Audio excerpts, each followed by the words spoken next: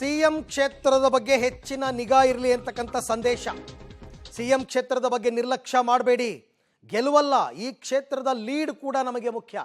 ಅಂದರೆ ಎಷ್ಟು ಮತಗಳ ಅಂತರದಿಂದ ನಮ್ಮ ಕ್ಯಾಂಡಿಡೇಟ್ ಗೆಲ್ತಾರೆ ಅದು ಕೂಡ ಮುಖ್ಯವಾಗುತ್ತೆ. ಯಾಕೆ ಅಂದರೆ ದೊಡ್ಡ ಲೀಡ್ ಏನಾದರೂ ಈ ಕ್ಷೇತ್ರದಲ್ಲಿ ಬಂದರೆ ರಾಜಕೀಯವಾಗಿ ಅದು ಬೇರೆಯದ್ದೇ ಸಂದೇಶ ರವಾನೆ ಆಗುತ್ತೆ. ರಾಜ್ಯಾಧ್ಯಕ್ಷ ಸೇರಿದಂತೆ ಪ್ರಮುಖ ನಾಯಕರಿಗೆ ಅಮಿತ್ ಶಾ ಸೂಚನೆ. ಕಳೆದ 2 ಬಾರಿ ಪ್ರತಾಪ್ ಸಿಂಹ ಅವರು ಗೆದ್ದಾಗ ಮೊದಲ ಅವಧಿಗಿಂತ 2ನೇ ಅವಧಿಗೆ ಲೀಡ್ ಜಾಸ್ತಿ ಆಗಿತ್ತು. ಈಗ ಅದು ಇನ್ನೂ ಜಾಸ್ತಿ ಆಗಬೇಕು ಅಂತಕ್ಕಂಥ ಮಾಹಿತಿಯನ್ನು ಕೊಟ್ಟಿದ್ದಾರೆ. ಈ ಬಗ್ಗೆ ಕೂಡ ಮತ್ತಷ್ಟು ಮಾಹಿತಿ ನನ್ನ ಕೊಲೀಗ್ KP ಅವರಿಂದ ಪಡ್ಕೊಳ್ಳೋಣ. KP, ಈಗ ಮೈಸೂರನ್ನು ಹೆಚ್ಚು ಫೋಕಸ್ ಮಾಡಬೇಕು ಅಂತ ಇರೋದು ಯಾಕೆ? ಮತ್ತೆ ಒಂದು ಸಂದೇಶ ಸಣ್ಣದಾಗಿ ಸೂಕ್ಷ್ಮವಾಗಿ ಕೊಟ್ರ ಅಂತ, ಮೈಸೂರನ್ನು BJPನೇ ಉಳಿಸ್ಕೊಳ್ಳುತ್ತೆ ಅಂತ. ಅಲ್ಲ, ಬಹುತೇಕವಾಗಿ ಈ ಮಾತಿನ ಮೂಲಕವಾಗಿ ಒಂದು ಅಂಶ ಗೊತ್ತಾಗ್ತಾ ಇದೆ ಅರವಿಂದ್. ಅಂದರೆ ಬಹುತೇಕ ಮೈಸೂರು ಕ್ಷೇತ್ರವನ್ನು BJPಯವರೇ ಉಳಿಸ್ಕೊಳ್ಳುವಂತಹದ್ದು ಅಮಿತ್ ಶಾ ಅವರ ಒಂದು ಕ್ಲೂ ಮೂಲಕವಾಗಿ ಗೊತ್ತಾಗ್ತಾ ಇದೆ. ಅಮಿತ್ ಶಾ ಅವರು ಒಂದು ಮಾತನ್ನು ಈ ಒಂದು ಏನು ಮೈಸೂರಿಗೆ ಸಂಬಂಧಪಟ್ಟಂಥ ವಿಚಾರದಲ್ಲಿ ಚರ್ಚೆ ಮಾಡ್ತಾ ಇರುವಂಥ ಸಂದರ್ಭದಲ್ಲಿ ಒಂದನ್ನು ಸೂಕ್ಷ್ಮವಾಗಿ ಹೇಳಿದ್ದಾರೆ. ಈ ಕ್ಷೇತ್ರವನ್ನು ಬಹಳ ಗಂಭೀರವಾಗಿ ನೀವು ಪರಿಗಣಿಸಬೇಕು.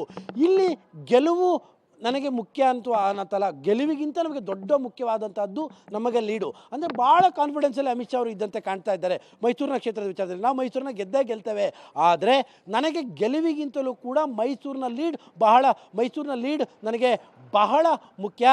ಏಕೆಂದರೆ ಇಲ್ಲಿ ಭಾಳ ದೊಡ್ಡ ಮಟ್ಟದ ಲೀಡಿಂದ ನಾವು ಗೆದ್ದರೆ ರಾಜ್ಯ ರಾಜಕೀಯಕ್ಕೆ ಅದು ಭಾಳ ದೊಡ್ಡ ಸಂದೇಶವನ್ನು ರವಾನೆ ಆಗುತ್ತೆ.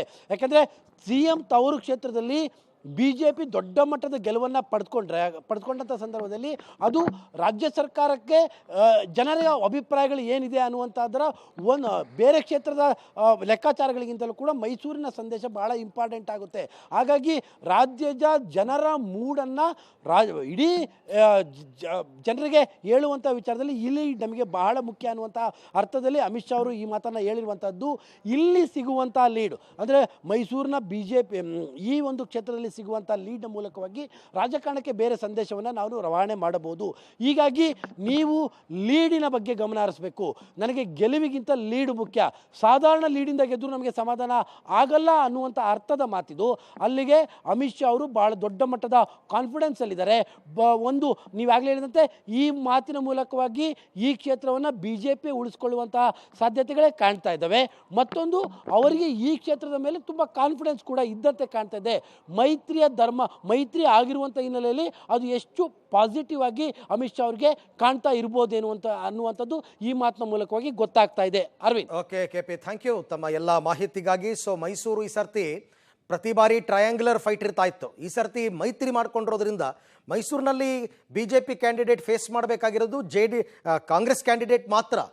ಇಬ್ಬರ ನಡುವೆ ಇರುತ್ತೆ. ಅದರಲ್ಲೂ JDS ವೋಟ್ಗಳೆಲ್ಲ BJPಗೆ ಬೀಳುತ್ತೆ ಅನ್ನೋ ಲೆಕ್ಕಾಚಾರದಲ್ಲಿ ದೊಡ್ಡ ಲೀಡ್ ಕೊಡಿ ಅಂತಕ್ಕಂಥದ್ದನ್ನು ಎಚ್ಚರಿಕೆಯನ್ನು ಕೊಟ್ಟಿದ್ದಾರೆ.